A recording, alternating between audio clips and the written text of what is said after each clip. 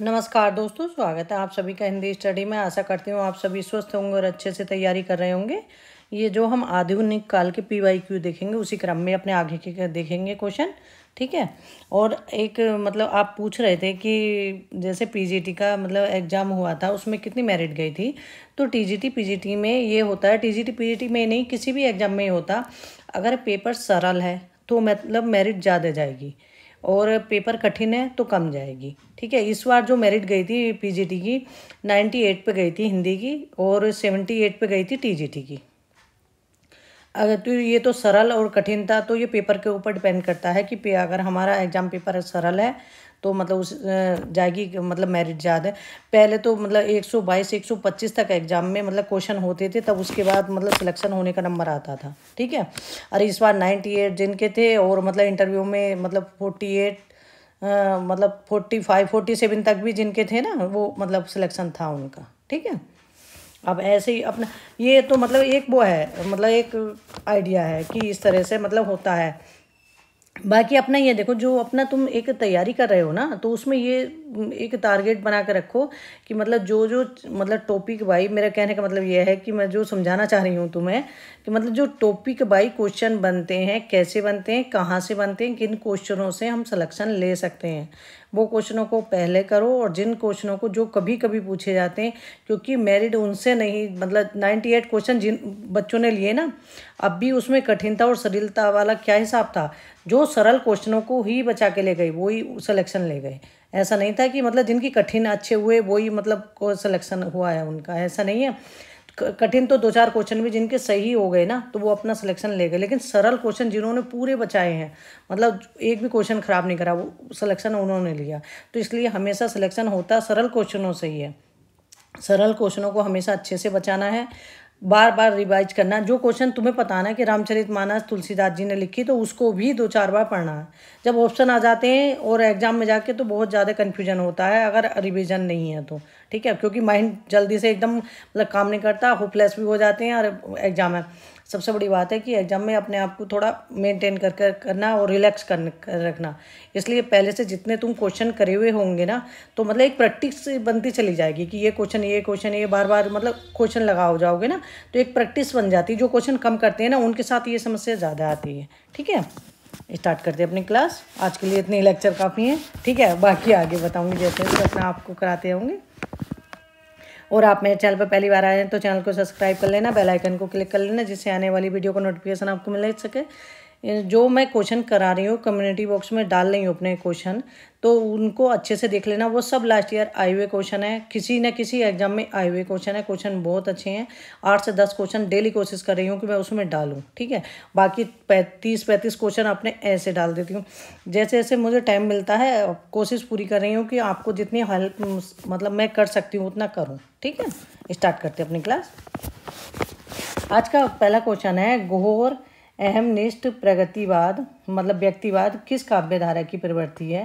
तो ये किस काव्य धारा की प्रवृत्ति के है कि घोर अहमनिष्ठ व्यक्तिवाद, तो ये जो है ये प्रवृत्ति है प्रयोगवाद की। ठीक है। प्रयोगवाद की है। और प्रयोगवाद में मतलब क्या था, प्रयोगवाद का एक ये मान लो मेरे हिसाब से तो मतलब जो मैंने पूरा पढ़ने के बाद एक सार निकाला कि इसमें लेखक क्या थे, अपना अपना अस्तित्व ढूंढ रहे थे। मतलब ये कि क्या अपना अपना नवीन प्रयोग करके दिखा रहे थे। हर एक मतलब लेखक का अलग था। और मतलब जो पुरानी जैसे कहते हैं परंपराएं चली आ रही थी, उन्हें तोड़ने की कोशिश कर रहे थे कि इसी तरह से हम नहीं लिखेंगे, ये नहीं। ये सब अपना अपना मतलब एक क्या अपना अपने आप को मतलब कहीं स्टैंड मतलब खड़ा करके देख रहे थे लेखक कि ये ज़्यादा अच्छा रहेगा। ठीक है। तो ये सबसे ज़्यादा जो पाया गया तो ये प्रयोगवाद में ही देखने को मिला। क्योंकि प्रगतिवाद में क्या था, प्रगतिवाद में मतलब था तो शोषित और शोषित। तो वो क्या था, वो उन्होंने जो समस्याएं थी वो जनजीवन की थी, मतलब समाज से जोड़ के की थी।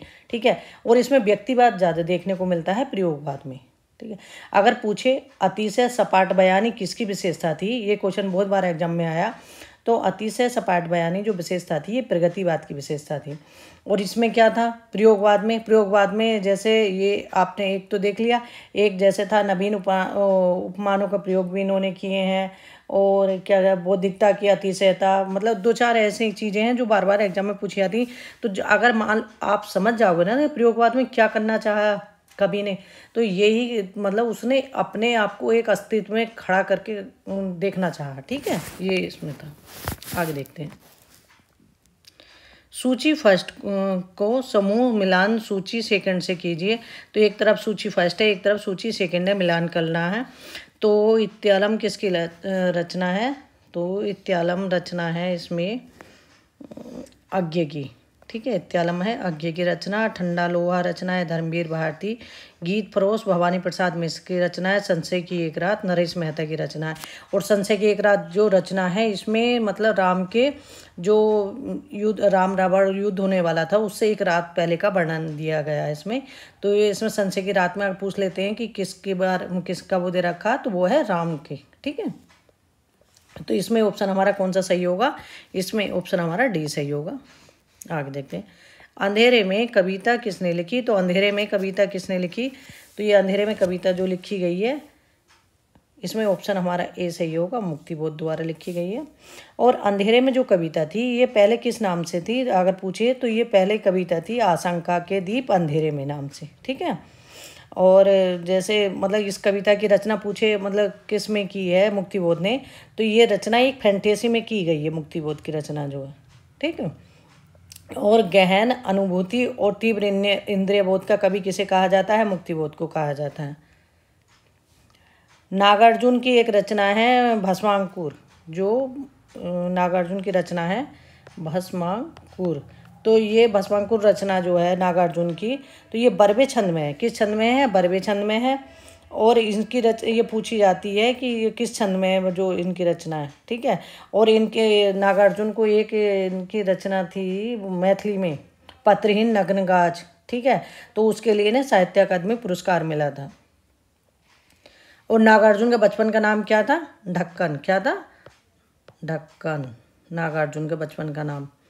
और धूमिल का पूरा नाम क्या था? सुदामा पांडे, सुदामा पांडे धूमिल, ठीक है।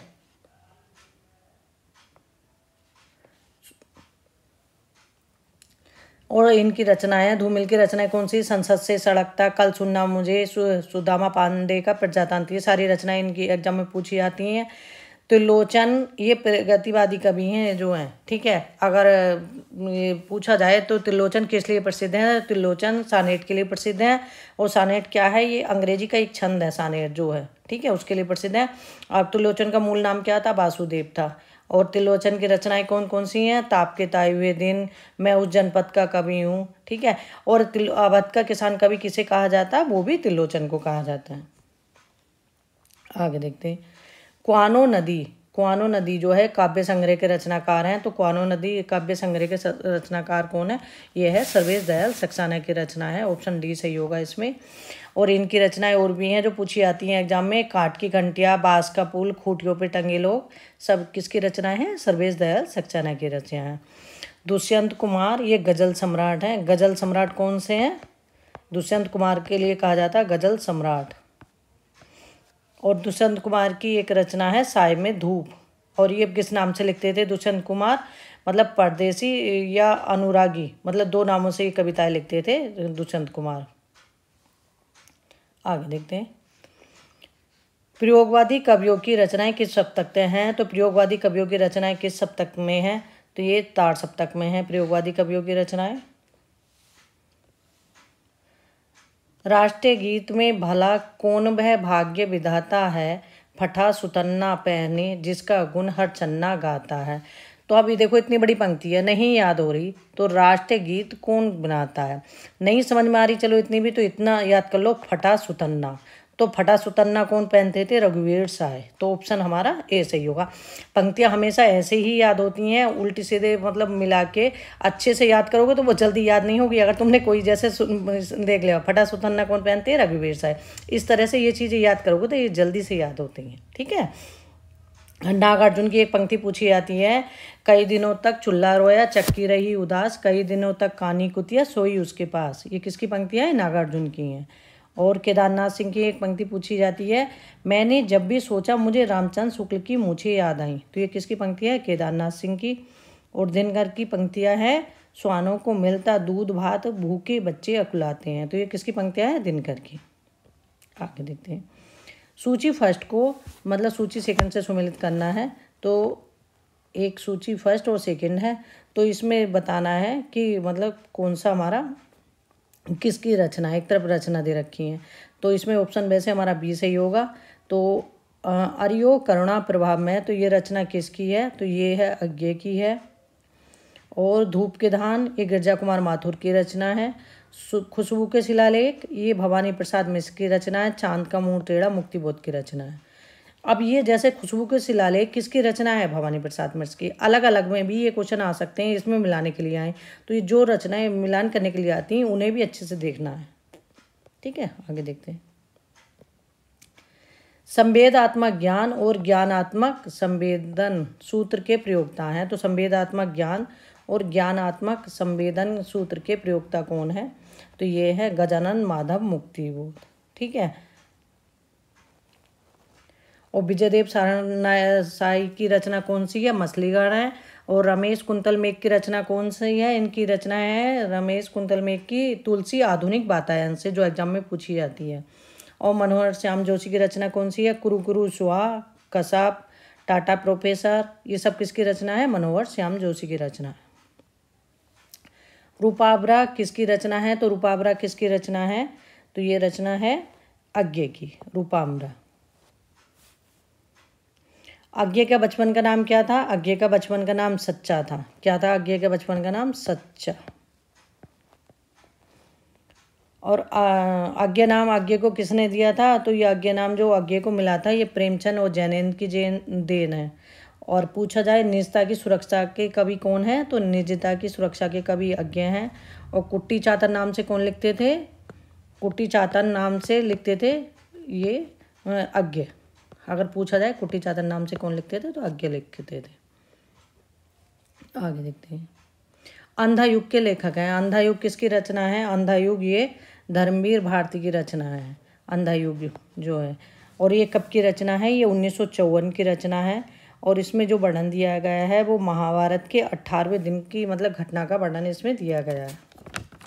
ये कितने अंकों में है, तो ये इसमें कितने अंक हैं, 5 अंक हैं। और 5 अंकों में है कौरव नगरी, अब लिखूंगी तो टाइम लगेगा, बोल देती हूँ। कौरव नगरी है, और कौरव नगरी, पशु का उदय, अश्वत्थामा का अठसत्य, गांधारी का साप और प्रभु की मृत्यु। इस तरह से ये 5 मतलब अंकों में है।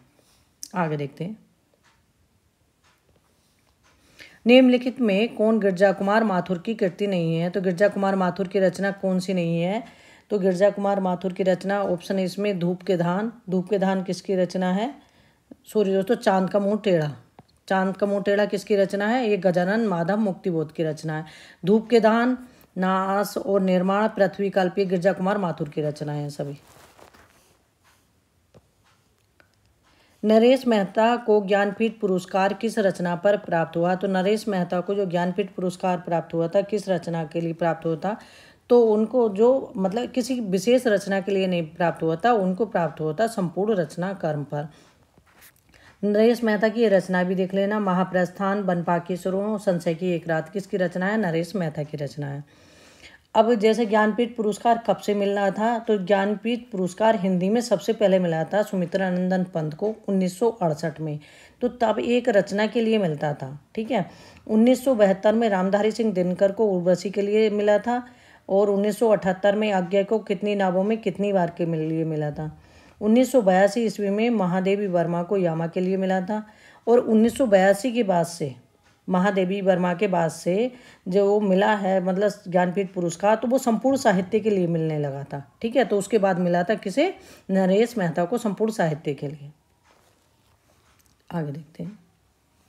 निम्नलिखित में से किस ग्रंथ के लेखक रामविलास शर्मा नहीं है, तो रामविलास शर्मा किस ग्रंथ के लेखक नहीं है, तो इसमें ऑप्शन हमारा डी सही होगा, कविता के नए प्रतिमान। तो ये नामवर सिंह की रचना है, किसकी है, नामवर सिंह की।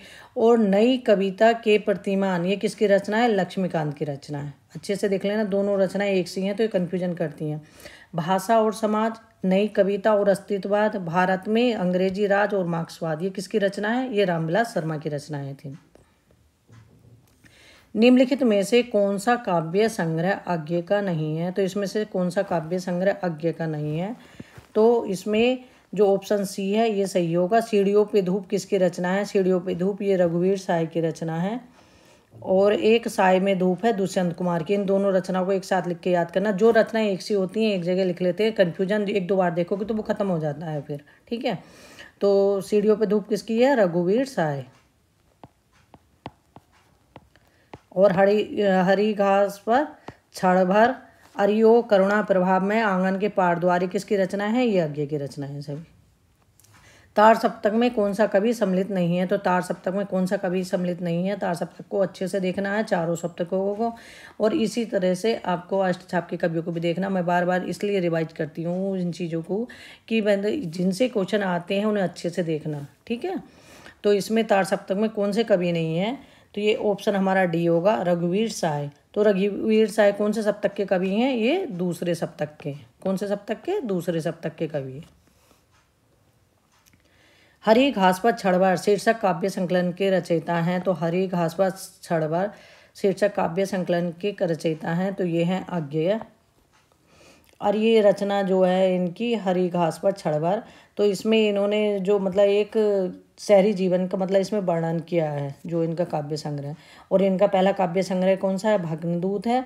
और इनकी एक रचना है इत्यालम, वो पूछी आती है। तो इत्यालम कितने भागों में है? वो 4 भागों में है।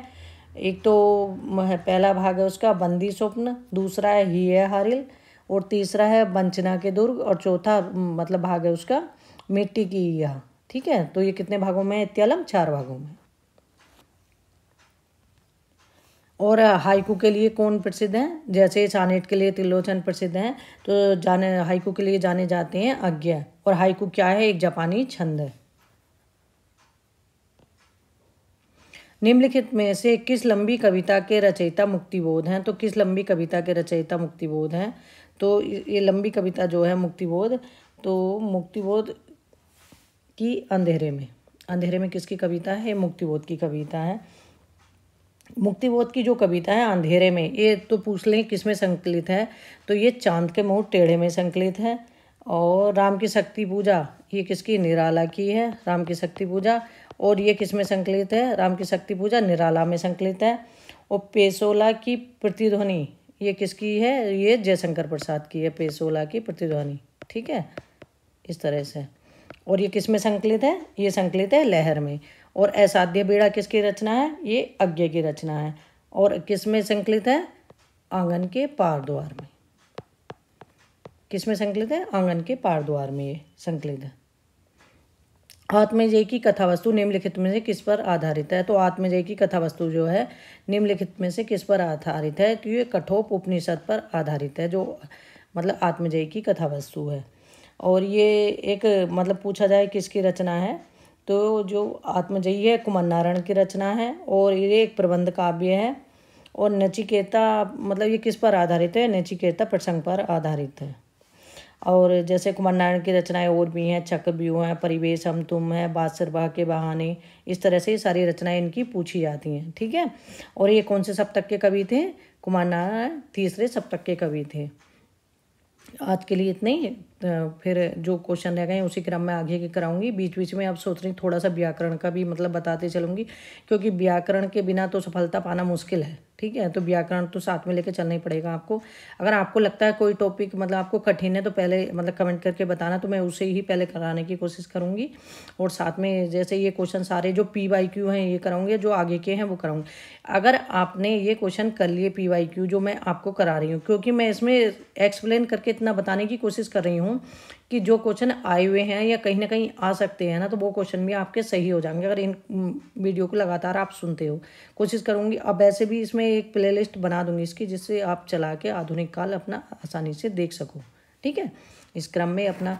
और आप लेकिन डेली आपसे बार बार यही कहती हूँ कि आपको क्वेश्चन जरूर करने हैं, क्वेश्चन जरूर करने हैं किसी के भी। और PYQ तो हमेशा ही करने हैं। 50% क्वेश्चन आपके PYQ से आते हैं प्रत्येक क्वेश्चन पेपर में, अगर आप देखोगे तो, ठीक है। और जो मतलब कहते हैं ना, जो नए हैं प्रतियोगी, ऐसा नहीं है कि जो पुराने वही होशियार होते हैं। अगर आपने 15 दिन 1 महीना अगर किसी भी चीज़ को पढ़ा नहीं, अगर रिवीजन नहीं करा ना, तो वो आप जीरो बेटा सन्नाटा हो जाएंगे। लेकिन रिवीजन करते रहेंगे ना, तो उसमें आपको याद आता रहेगा, तो वो समझ लो पुराने और भी अच्छे हो जाते हैं। लेकिन ऐसा नहीं है कि नए कम रहते हैं, नए भी अगर तुम रिवीजन करते रहोगे तो सबसे बड़ी बात होती है रिवीजन करने की। अगर रिवीजन आपने नहीं करोगे, कितना भी पढ़ लो, तो वो याद आपको अच्छे से नहीं हो पाता, ठीक है। बस आज के लिए इतना ही, मिलते हैं अगली वीडियो में, तब तक के लिए धन्यवाद।